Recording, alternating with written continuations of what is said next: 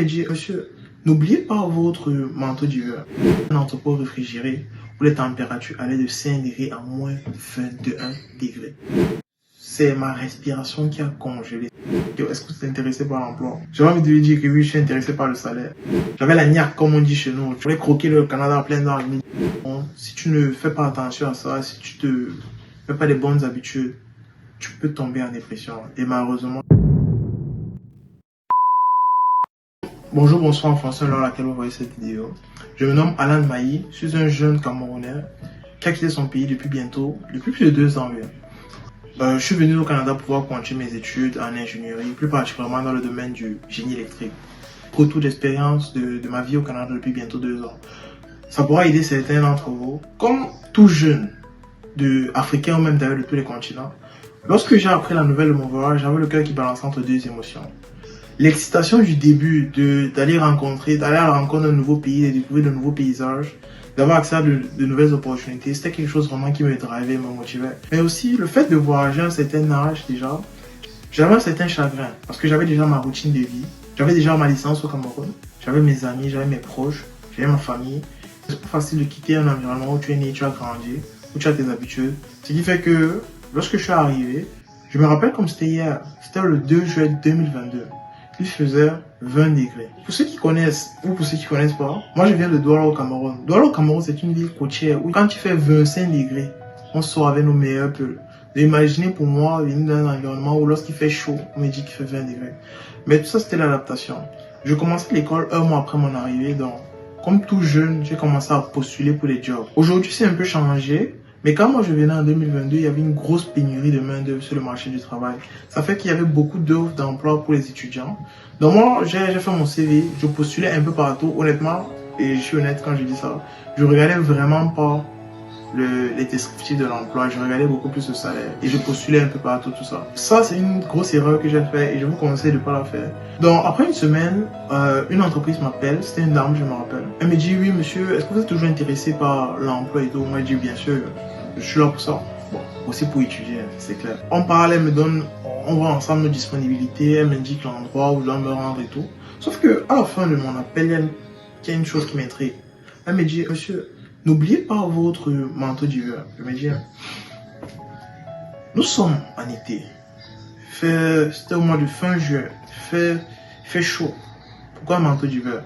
Bref, je me dis peut-être c'est pour vérifier que j'ai un manteau ou je sais pas trop quoi. Lorsque j'arrive au lieu de travail, je me rends compte que c'est pas pour rien qu'on m'a demandé un manteau d'hiver. En fait, c'était dans un entrepôt réfrigéré où les températures allaient de 5 degrés à moins 21 degrés.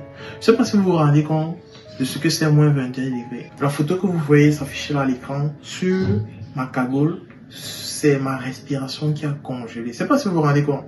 Le fait de respirer, ça gèle juste sur votre cagoule. J'avais même des cils congelés. Lorsque j'ai fait l'entrevue, ça s'est bien passé. Là, j'étais avec le RH. On a parlé à la fin, il m'a dit, ok, est-ce que vous êtes intéressé par l'emploi? J'ai envie de lui dire que oui, je suis intéressé par le salaire. Mais bon, j'ai dit oui, je suis intéressé par l'emploi. Je vais donner mes disponibilités. Sauf que moi, j'ai commencé l'école 1 mois après. Donc, mes réelles disponibilités, c'était vraiment la nuit. Donc, pour ma première fois de ma vie, j'ai commencé à travailler de nuit.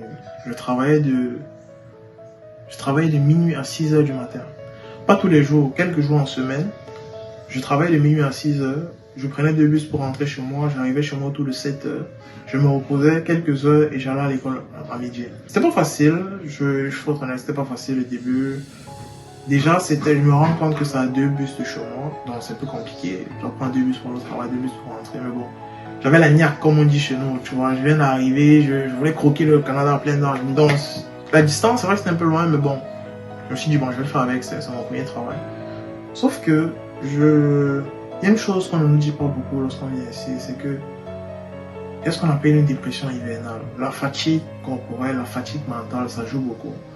Tu peux avoir toute la meilleure volonté du monde, si tu ne fais pas attention à ça, si tu ne fais pas les bonnes habitudes, tu peux tomber en dépression. Et malheureusement, c'est ce qui m'est arrivé lors de mon premier hiver. Vous savez, c'était la première fois de ma vie où pendant 3 mois, chaque jour, le soleil se couchait entre 15 h et 16 h. Je ne sais pas si vous vous rendez compte. La nuit commençait à partir de 15 h. J'avais jamais vu ça. Moi, je viens d'un pays côtier où il y a du soleil. Sortir du matin dans la nuit, rentrer de l'école dans la nuit.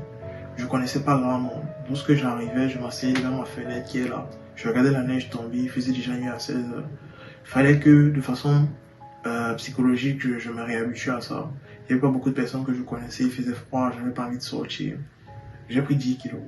Je suis pas très fier de ça, mais en quelques mois, j'ai pris 10 kilos. J'allais pas bien, j'avais une tête de zombie, j'étais fatigué, je devais aller à l'école, je me fais ceci. C'était vraiment pas facile. Mais si je suis ici aujourd'hui devant vous, c'est pas pour vous faire pleurer, rassurez-vous, c'est pas pour faire un drama sur internet. C'est parce que j'ai réussi à traverser ces moments-là. D'ailleurs, je tiens à faire un coucou aux amis que j'ai pu rencontrer ici et avec des personnes. J'ai rencontré des personnes formidables avec qui j'ai pu connecter, avec qui j'ai pu apprendre de nouvelles choses. Et vraiment, je tiens à les remercier pour ça. Alors, revenons à ma question du début. Pourquoi je fais cette vidéo? Je fais cette vidéo parce que je fais partie des personnes qui pensent que la connaissance, c'est une des seules richesses qui s'accroît lorsqu'on la partage. Au fur et à mesure de mon périple ici, j'ai rencontré des personnes qui m'ont fait comprendre que il y a des jeunes qui pensent différemment. Il y a des jeunes qui ont envie de prouver, que ce soit les jeunes africains ou les jeunes de toutes les autres nationalités. Il y a des jeunes qui ont envie de devenir des meilleures personnes d'eux. Et justement, moi je suis à un stade de ma vie où je me pose beaucoup de questions. Dans la vingtaine, nous savons dans la croisée des chemins. J'ai un fort désir de m'accomplir, un fort désir de réussir, mais pas que de réussir financièrement, d'améliorer mon environnement, d'être la meilleure version de moi-même. Et c'est vraiment toutes ces choses qui m'animent.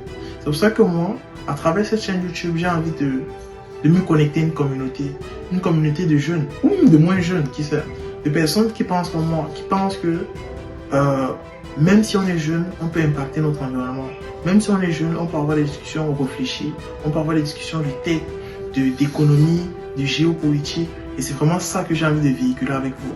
Vous savez, lorsque j'ai commencé à me renseigner sur comment faire une chaîne YouTube, on m'a souvent parlé du fait d'avoir une niche, de parler que d'une seule chose. Mais moi, c'est pas quelque chose qui me parle. Et je pense que même dans le fonctionnement humain, personne ne reste jamais focalisé sur une chose. Moi, j'ai envie de connecter avec vous. Je suis passionné par la tech, j'aime la géopolitique, j'aime lire, j'aime l'économie, j'aime rire. Et c'est vraiment ça que j'ai envie de véhiculer à travers ma chaîne. Alors, voilà une des raisons pour lesquelles j'ai créé ma chaîne Alan Maï. Pour pouvoir me connecter à cette communauté-là. Parce que je sais qu'à travers les réseaux, je la trouverai. À cette communauté de jeunes qui ont envie d'impacter leur environnement de façon positive. De pouvoir aussi partager mes succès. Ou aussi mes moments de doute, comme j'ai pu les avoir. Parce que oui, je vous ai parlé de ma dépression que j'ai eu mon premier hiver. Mais pour le moment, je ne me considère pas comme quelqu'un de réussi. Je travaille toujours des moments où je suis down. Partager ces moments, on veut aussi pouvoir gagner à travers vous. Pouvoir gagner d'autres retours d'expérience, pouvoir gagner d'autres communautés. Je m'adresse aussi à ces jeunes Africains qui savent qui ont à cœur d'abord le développement de l'Afrique et qui savent que le développement de l'Afrique passera par nous, les jeunes. Ce n'est pas en pleurant sur les réseaux sociaux, en accusant la France qu'on va développer l'Afrique, ni en disant Poutine vient nous sauver. Mais c'est par un remise à question profonde sur qu'est-ce qu'on veut pour notre continent et par un travail acharné, comme l'ont fait derrière les pays asiatiques. Donc, c'est avec plaisir que je vous annonce la création de ma chaîne. Ici, on parlera de technologie, de géopolitique, d'économie, de culture en général, de motivation et parfois même de storytelling. Alors, si vous êtes arrivé jusqu'à ce stade de la vidéo, je vous demanderai de vous abonner pour qu'on puisse continuer cette aventure ensemble, de me laisser un like et je vous dis à plus dans la chaîne Alan Maï.